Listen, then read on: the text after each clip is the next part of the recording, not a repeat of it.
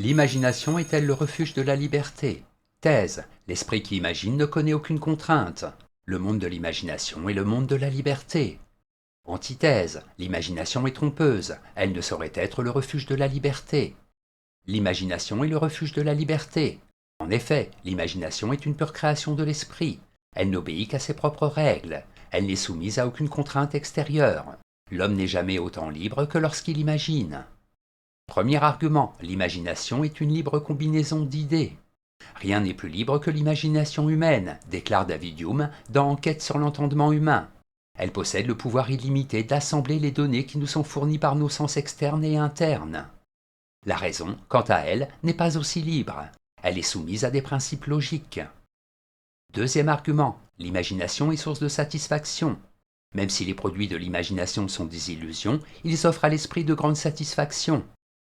Pour Freud, l'imagination est une faculté substitutive, malaise dans la civilisation. Elle permet à l'homme de trouver dans un monde imaginaire tout ce que le réel lui refuse.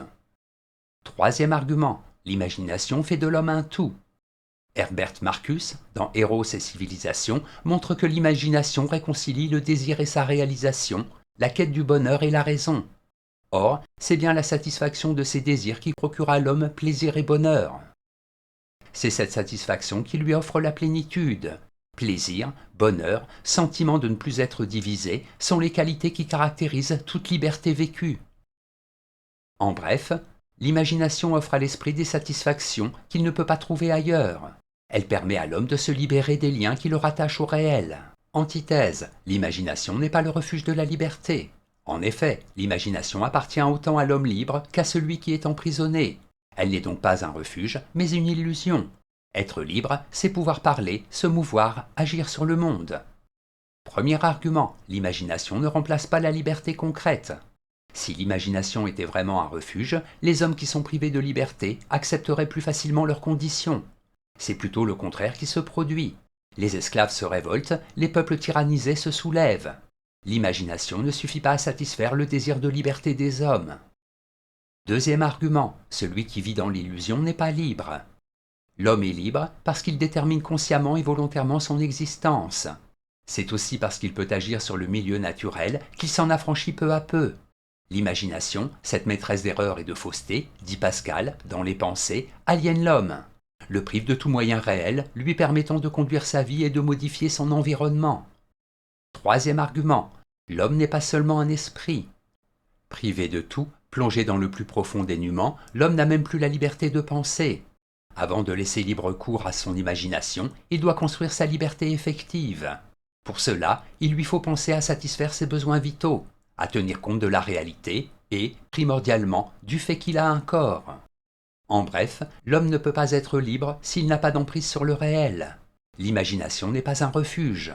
Elle empêche l'homme de conquérir sa liberté. Synthèse. L'imagination peut sans doute être le refuge de la liberté, mais elle ne l'est qu'à partir du moment où l'homme n'est plus entièrement soumis aux nécessités naturelles. Or, un tel affranchissement n'est possible que si volonté et raison, se détournant des fantasmagories de l'imagination, ont prise sur le réel. Maintenant, et depuis Kant, on ne peut plus dire que l'imagination est une activité négative de l'esprit dont il faut se méfier par-dessus tout. Créatrice et donc libératrice, cette activité devient, pour la psychanalyse, un puissant moyen de satisfaire, par le biais de la sublimation, des désirs d'origine sexuelle que la réalité ne permet pas de satisfaire.